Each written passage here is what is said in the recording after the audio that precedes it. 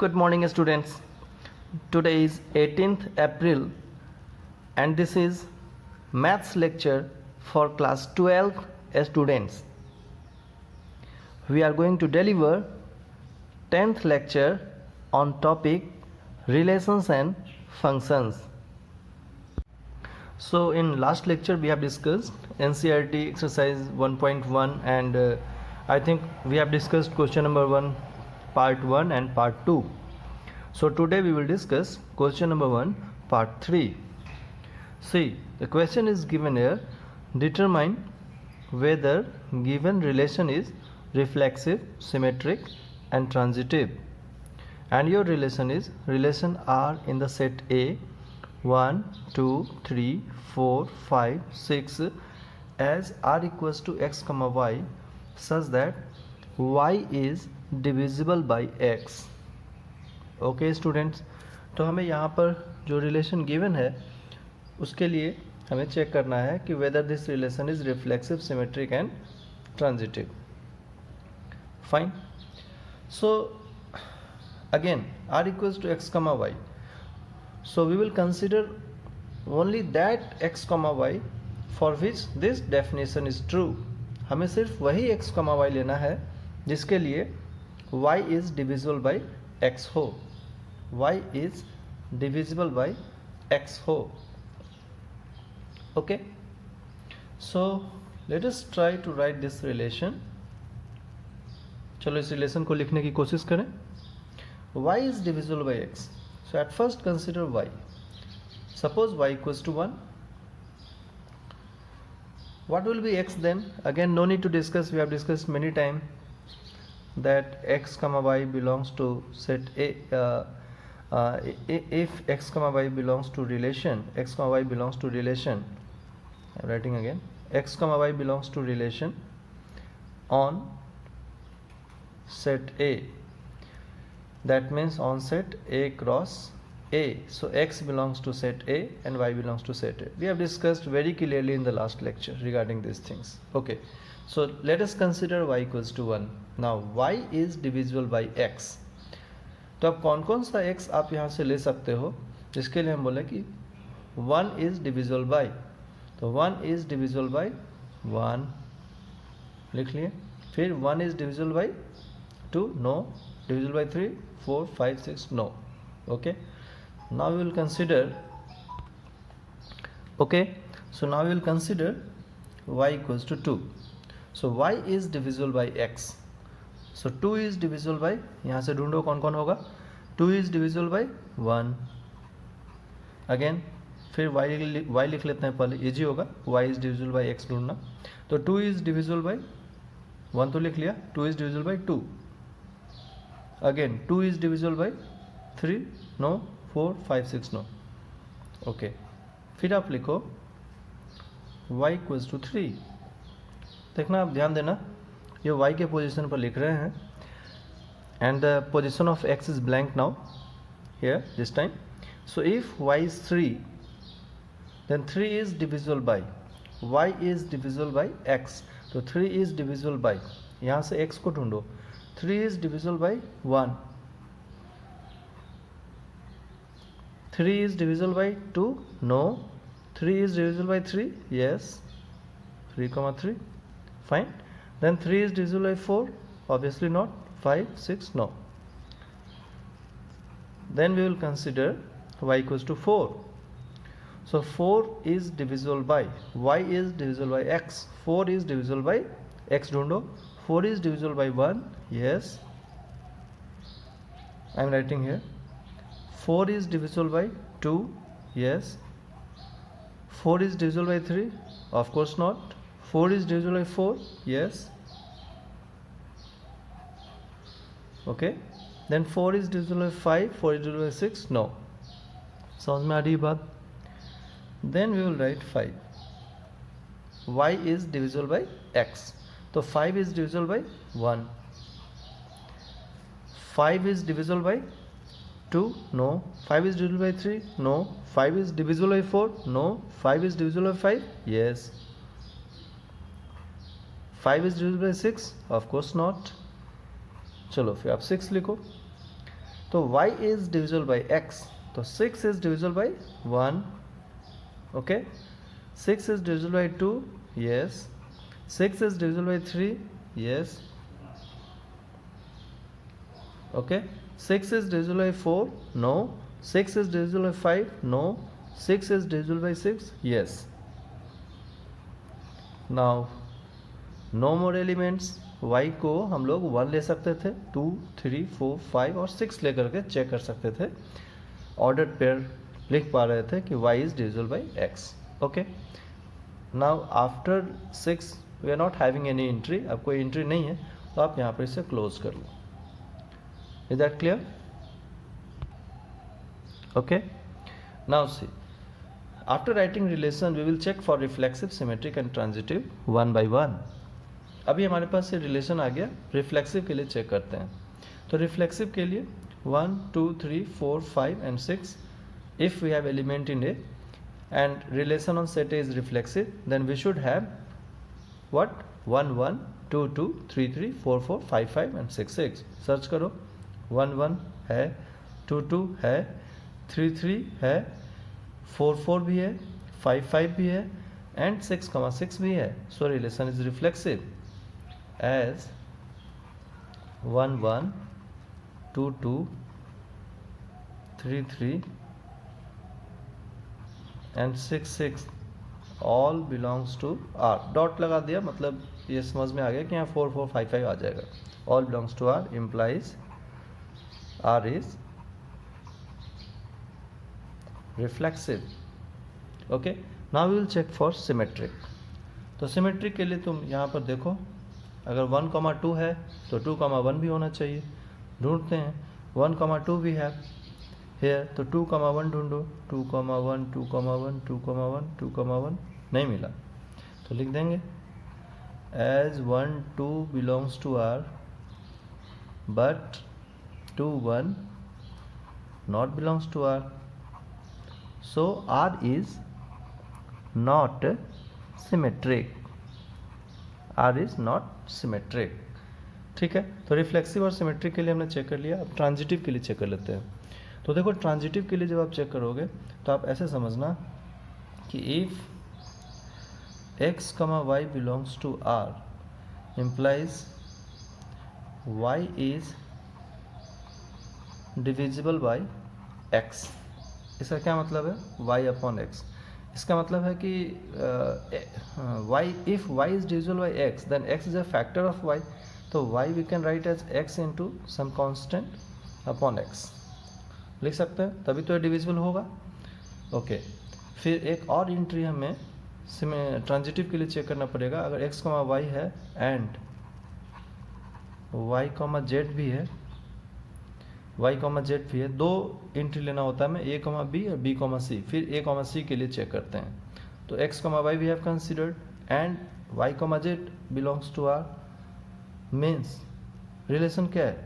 y is divisible by x, जो second pair है is divisible by, जो second element है ऑर्डर पेयर का is divisible by first element, y is divisible by x. तो यहाँ क्या बनेगा? z is divisible by y, z is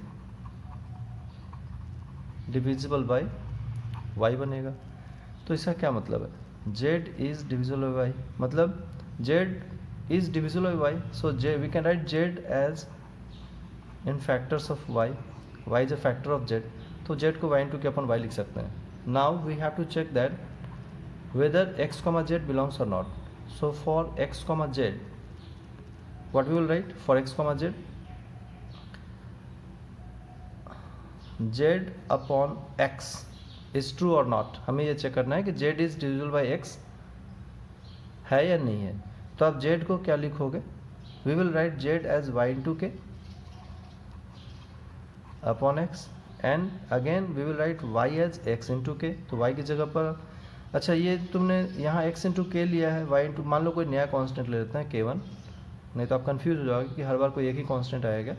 मान लो कोई दूसरा कुछ भी आ जाए x के अलावा, तो x into k, यहाँ पर हमने y into k1 लिख दिया है, y into k1 लिख लेते हैं. Okay. Now in place of y we will write x into k, ये k1 x into k और into k1 लिख दो, कोई दिक्कत नहीं है, अपॉन x. तो हमने ये प्रूव कर पा रहे हैं यहाँ पर कि z is divisible by x because x is a factor of z। ये क्या है ओवरऑल, ये z है, तो x is factor of z। तो this implies we can write z is, हमने यहाँ देख पा रहे हैं कि ये z अपॉन x यहाँ पर ट्रू होता हुआ दिख रहा है, तो z is divisible by x। z is, ठीक है, तो हमें दिख रहा है कि z is divisible by x यहाँ पर हो रहा है, z is divisible by x है। इसका मतलब हम लोग क्या बोल सकते हैं, मैं इधर लिख देता हूँ। इसका मतलब हम लोग बोल सकते हैं z is divisible by x, so r is transitive, r is transitive. तो फाइनल आप कंक्लूड कर सकते हो इसको, कंक्लूडिंग लाइन कैसे बता सकते हैं, मैं यहाँ नीचे लिख देता हूँ। This implies we can write what, hence, this implies छोड़ दो, hence R is क्या क्या है ये, reflexive, not symmetric and transitive. hence R is, or you can write hence R is reflexive and transitive,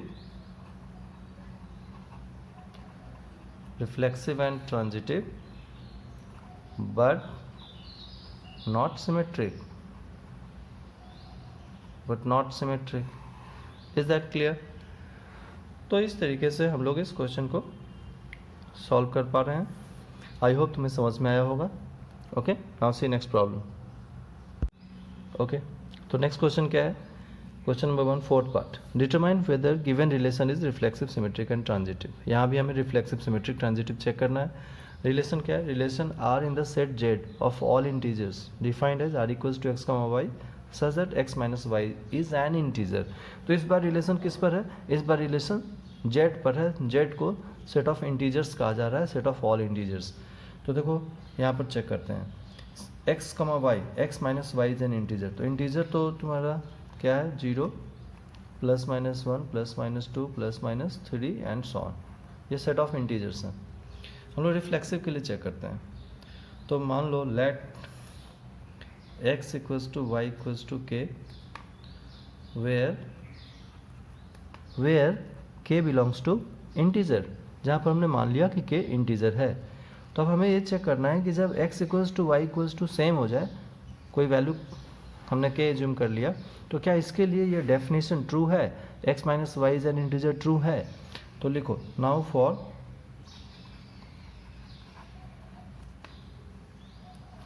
k comma k, हमने x और y की जगह पर क्या रख दिया, k। तो k कॉमा k क्या करना चेक, x माइनस वाई। तो x minus Y is equals to k minus k, क्योंकि x और y की जगह पर हमने क्या रख दिया है, k। तो k minus k is equals to 0 which is an integer,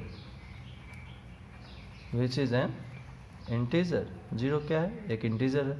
इसका क्या मतलब है, हम लोग सिर्फ उसी एलिमेंट्स को, उसी x और y को यहाँ पर ले पाएंगे जिसके लिए ये डेफिनेशन ट्रू है। तो हमने देखा कि अगर x और y की वैल्यू सेम कर देते हैं तो x माइनस वाई इंटीजर आ रहा है।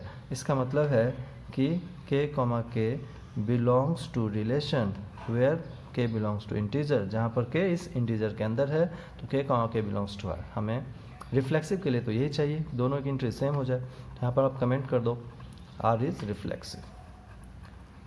तो हमने ये रिफ्लेक्सिव प्रूव कर पा रहे हैं। यहाँ पर सिमेट्रिक के लिए देखो क्या करते हैं, सिमेट्रिक के लिए कि if x comma Y belongs to r, अगर x कमा वाई रिलेशन में है तो this implies x minus Y is an integer.